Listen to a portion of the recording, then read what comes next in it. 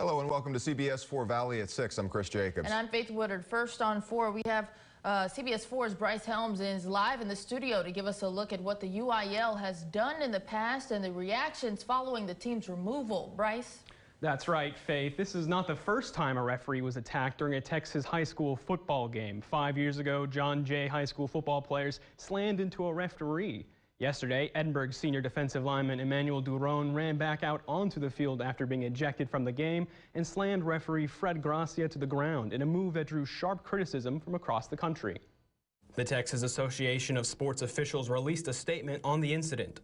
On the evening of December 3rd, 2020, another vicious and deliberate assault was inflicted on a Tasso football official by a player who had just been ejected from the contest. Unfortunately, this type of blindsided assault on an official while working on the field is not new to Texas football.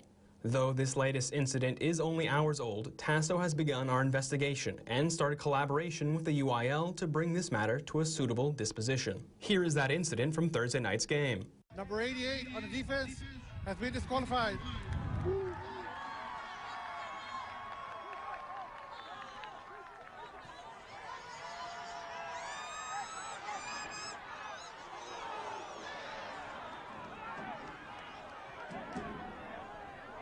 Today, Edinburg Consolidated Independent School District decided to remove the entire Edinburg high school football team from the playoffs, a move that people in the community disagree with. I don't think it's right, man. I played football myself in high school, and I think that's messed up. You know, like those kids have an opportunity to go somewhere else, but because of him, it's not, you know. It's going to be harsh for them, and they just got to keep their head up and move forward and learn from this, you know, for the future. Jamarian Owens, a defensive tackle for nearby Mercedes High School, tweeted out his sympathies for the Edinburg players. Duron was a multi-sport athlete and finished 5th in state at wrestling in March this year.